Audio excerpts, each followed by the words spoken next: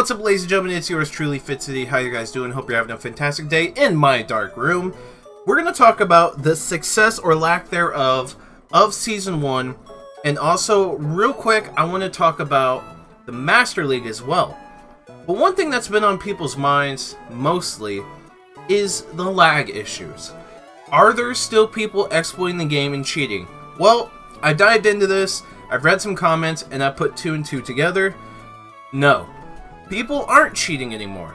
Niantic has done several different updates to the game, each time really making the game a lot worse as it goes on. If we press play here, this is back when FLW encountered some lag in a fight that a lot of us encounter as well. When you're about to win the match, your game freezes. And it's crazy to think that, like, my opponent is gonna lose. Did they turn on airplane mode? Did they do something that they could exploit in order to win the match? Because he quit the game, even though he was winning, came back and he was given a loss. And a lot of people have been reporting that. Also, a lot of people report that their Pokemon is not attacking while their opponent's is. So you're in standstill, just taking hits to the face, and you're no longer able to move. And then there's also another one where you're both attacking, both opponents are attacking, and they get like 3 or 4 charge moves off in a row in the matter of seconds. You're like, what happened there? So there is lag happening, and the answer to this, and it's going to go into Season 1, is the fact that Hostile Raider, me and him talked about this. It's server issues. So here we go. I think I confirmed for the most part that stuck in freezing screen specifically is not a cheat. It's actually a good chance of being the servers. I agree. Because this happened to me last night when I was winning. It happened to me again an hour later when I was losing. My connection is perfect. It could have been my opponent's connection. However, I don't believe that this specific thing is intentional. It's not. I said it's looking like it's not intentional. Servers may be the issue, but not how we are thinking. Long distance opponents is causing the server to mesh up the connection, causing lag for one of the 2 players. So what I mean by this is, and I've come across this, and I have anecdotal evidence, although I can't show you, but from my experiences, I know when I'm facing someone that's in another country, like if they're in China, Japan, the Middle East, you can kind of assume off someone's name. Definitely more so in the Asian region than other parts of the world. But I digress. When lag happens, it seems to be from people across the world in different countries. The servers are connecting in 2 different ways to people that aren't that close to each other. So if one of them experiences lag, the other one's going to be just fine. No 2 people experience lag at the same time. So I think it's a distance server issue, mostly. So let's go ahead and read on. Fitz says, yes, it could be either one, but I've been gaming for 15 years online now, and I know the airplane exploit was real, but I think this is a little different, or at least the freezing is the lag. However, could be people still exploiting, using standby, or purposely lagging out the connection. I don't think so. Definitely a server issue. I'm just talking about the freezing where both Pokemon are stuck and it looks like the game is paused. Okay, that does happen too. But definitely, I think this is a server issue, guys, because you gotta remember, people from all over the world are battling each other. You're not battling someone in your backyard over the same internet, right? That would be the same quote-unquote servers. Because you gotta remember, there's probably a server in Japan, because Niantic has a branch there. There's a server in California, and there's probably a server in Germany, I think. So there's different servers, and those are so far distance out, I don't think Niantic has that cleaned up just yet. So before you start saying, hey, these people are cheating, it's a server issue. I 99.9% guarantee it. And then that leads into how is Season 1 going to go? Well, not that great. Great League's fine, and there's a lot of adversity and viability of Pokemon in the Great League, so there's a lot of good Pokemon to choose, and you can win almost any battle with a bunch of combinations of different Pokemon. Ultra League is kind of expensive, but there are still a diverse pool of Pokemon if you just plan a team of counters. Ultra League is the one I had the most fun in. You see a lot of different Pokemon, and it's more accessible to even the lower tier players as far as Stardust costs and candy costs go, and the Pokemon available.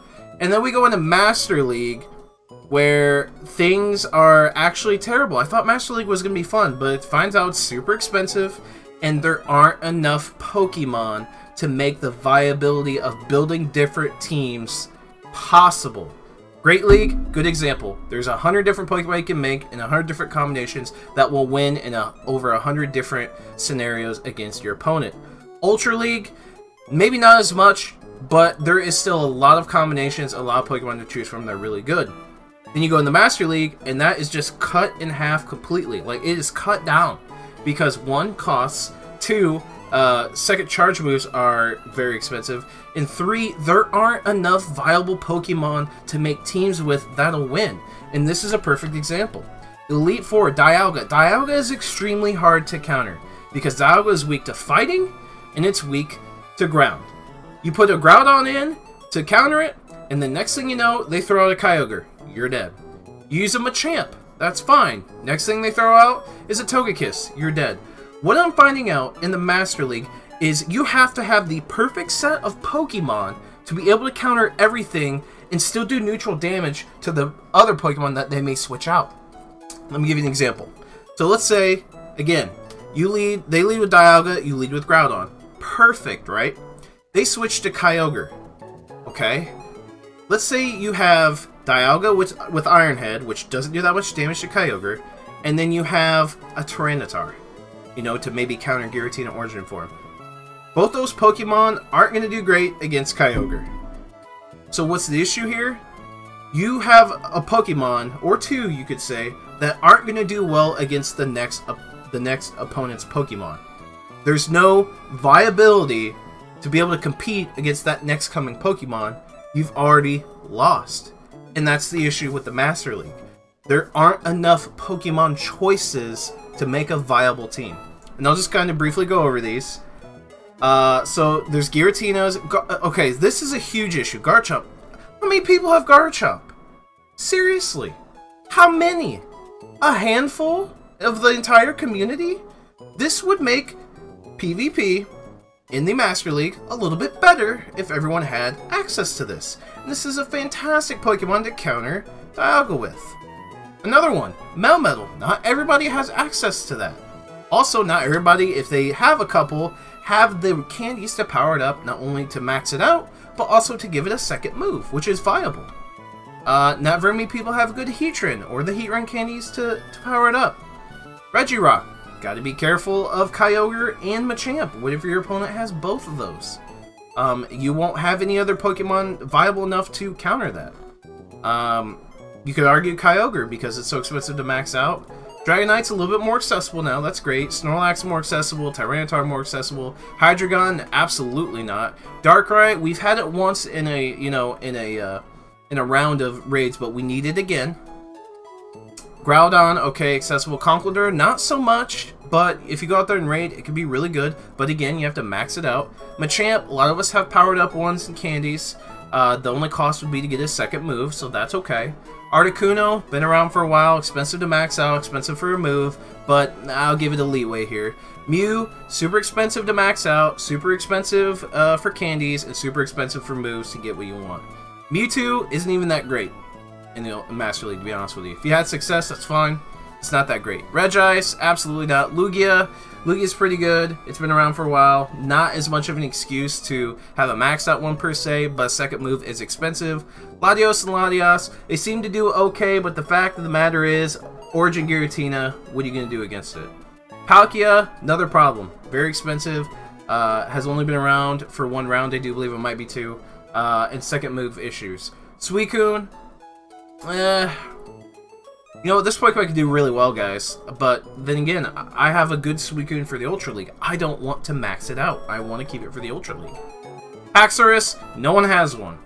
But Haxorus would be fantastic, and I would win a ton of battles with this Pokemon. But I don't have it. We need more Pokemon. Raikou does okay. Zapdos, no. Magnezone, it could do okay, but I doubt it. Mamoswine, absolutely not. Porygon Z, no. And there we go. Like, I only named, let's see, 1, 2, 3, 4, 5, 6, 7, 8, 9, 10, 11, 12, 13, 14, 15, 16, 17, 18, 19, 20, 21, 22, 23, 24, 25, 26, 27, and 28. Some of these you can't even really get, so let's just say 25. Let's take off 3. 26, 27, 28, 29. You're looking at 30 viable Pokemon that you don't necessarily, like... And you know the thing is, and it's one thing to look at, and why I think Master League in Season 1 is going to fail so miserably and people won't really participate in it, is because 30 Pokemon might seem like a lot, but do you have every single one of these maxed out and with a second move to have the viability to team build?